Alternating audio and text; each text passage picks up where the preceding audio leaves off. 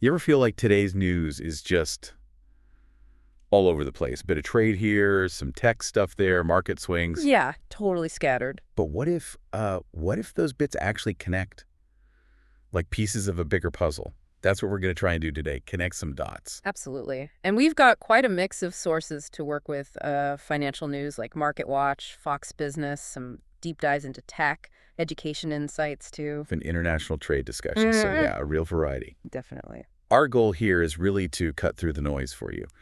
Take all this tariff talk, the tech shifts, market ups and downs, and pull out the important bits. Find the surprising links, maybe. Exactly. Connect the dots, see the bigger picture, and hopefully leave you feeling informed, not totally swamped. Okay, let's dive in. All right, let's start with tariffs. It's a theme that just keeps popping up across so many stories, isn't it? We're seeing it in MarketWatch, Fox Business. Yeah. They're all still talking about the impact.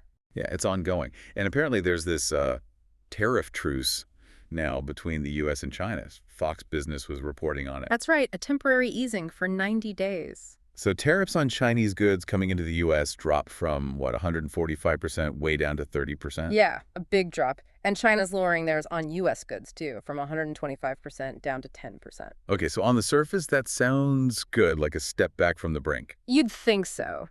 But here's where it gets a bit, well, counterintuitive.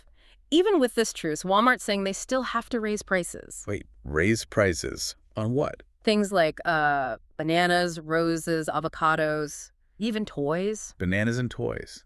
But if the tariffs are down, why? That doesn't immediately click. Well, it suggests prices are sticky, maybe existing contracts, shipping costs, or just anticipating tariffs might go back up later. It's not like flipping a switch. Okay, that makes sense. So they're expecting these hikes towards the end of May, maybe more in June. That's what the reports suggest. And it's not just Walmart. You mentioned Siemens. Yeah, their CEO expects some price increases from U.S. tariffs, too, although they don't think it'll hit their overall profits or revenue too hard.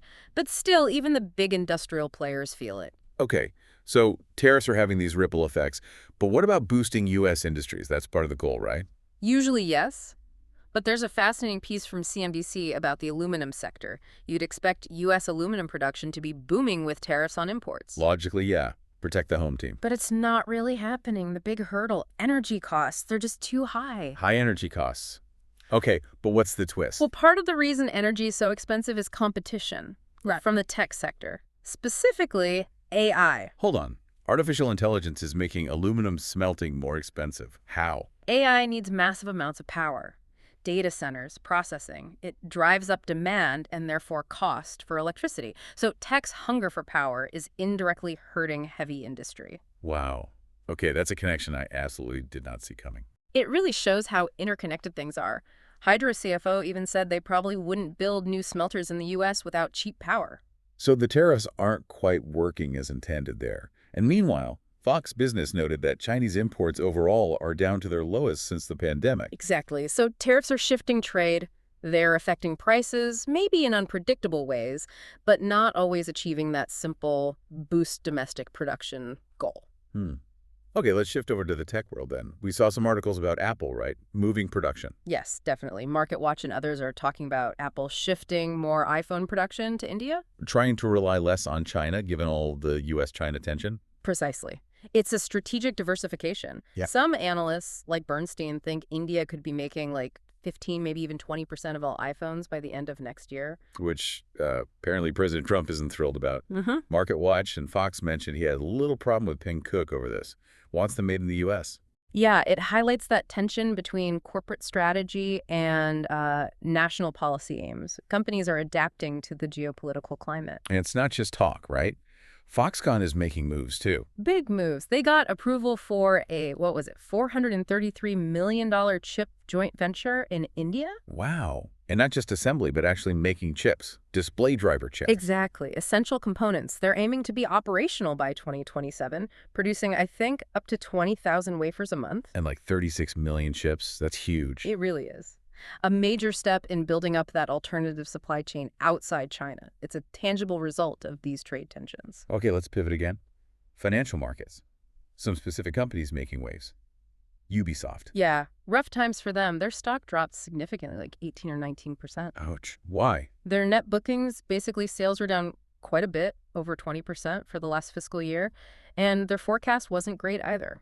But they have a plan involving Tencent. Right. They're setting up a new subsidiary, partly owned by Tencent, to focus on their big hitters Assassin's Creed, Far Cry. Trying to leverage that huge Chinese gaming market, presumably. Makes sense. Contrast that with retail, though. Dick's Sporting Goods is buying Foot Locker. Yeah, for $2.4 billion.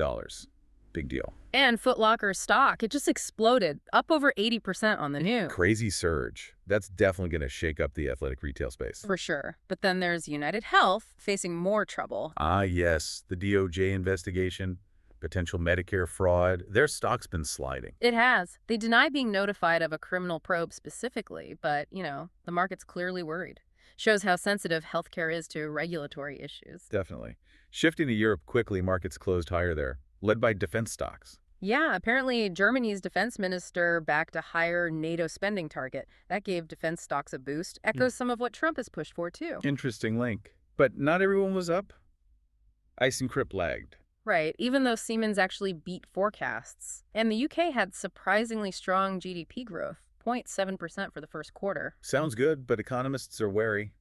Think it might be temporary. Yeah, they often look past the headline number, worried about underlying factors or headwinds coming down the line. Speaking of headwinds, Fed Chair Powell is still cautious, right? Warning about potentially higher long-term rates and more supply shocks. Yeah, it seems like the Fed is bracing for a potentially bumpier economic road ahead. More uncertainty, more disruptions. And then there was that slightly odd story about gold imports. Oh, yeah, the opinion piece. Over 600 tons of gold imported into the U.S. early this year from London and Switzerland. The author called it suspicious. 600 tons. Mysterious crates at 2 a.m. That definitely makes you go, what's really going on there? Good question. Hard to say from just that piece. And on the political side, this Qatar jet story, President Trump reportedly accepted a $400 million jet. A $400 million jet, yeah. That's raised a lot of eyebrows. You'd think. Senator Collins, a Republican, raised concerns, espionage, ethics, constitutional issues. Right. Big gifts from foreign powers always trigger those kinds of concerns about influence and conflicts. And Senate Democrats are trying to block arms sales to Qatar over it. Wow. Okay, that's got legs. Closer to home, student loans are back in the news. Yeah, the New York Fed report. Since the pandemic payment pause ended, delinquencies are up, credit scores are down. Millions of people seeing scores drop, some by over 100 points. That's tough. It really shows the financial strain is still very real for a lot of people post-pandemic. But there was maybe one tiny positive outcome from the pandemic. Remote work. Ah, yeah, the unexpected silver lining. An opinion piece suggested remote work is sticking around, and it might even lead to people working longer in their careers. Interesting theory. We also saw the White House announce a huge Saudi investment commitment, $600 billion. Massive number, focused on tech and defense in the U.S., shows those strong economic ties are still there. Definitely.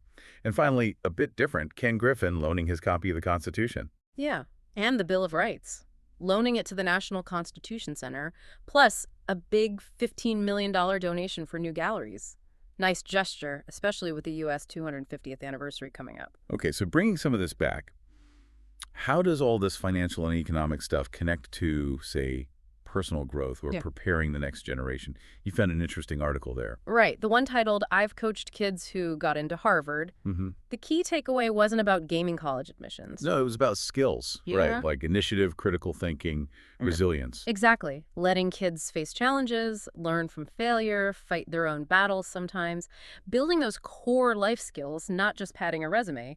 That's what the author argued leads to real long-term success. That feels like solid advice. And then zooming way out again, that piece about Taiwan. Yeah, emphasizing how crucial it is for Taiwan to stay relevant globally, including its relationship with China, partly because of its huge role in semiconductor. Its economic and tech power is directly tied to its security. It really underscores how economics, tech, and geopolitics are just completely tangled together now. So let's try to wrap this up. Looking back at everything we've touched on, what are the big threads? Well, clearly, tariffs are still a major force, but their effects are complex, affecting prices and trade in ways that aren't always straightforward. And the global tech scene is definitely shifting. We see companies like Apple actively moving production responding to those geopolitical pressures. Financial markets are reacting to everything from company news to geopolitical statements. Big swings, like with Foot Locker, or steady pressure, like with United Health. And underlying it all are these broader economic policies and issues, interest rates, student debt, even huge international investments. It all connects. It really does. Trade policy impacts your groceries, tech shifts impact jobs, geopolitical tensions impact markets. It's all linked. Understanding these connections helps you see that bigger picture. So maybe a final thought for you listening to all this. Given how interwoven everything is, trade, tech, finance, policy, what kind of surprising long-term effects might we see? Yeah. How will global supply chains look in 5 or 10 years? Who will lead in key technologies? And ultimately, how will all these big shifts affect our own financial futures? Definitely something to keep thinking about, keep watching as these puzzle pieces keep shifting.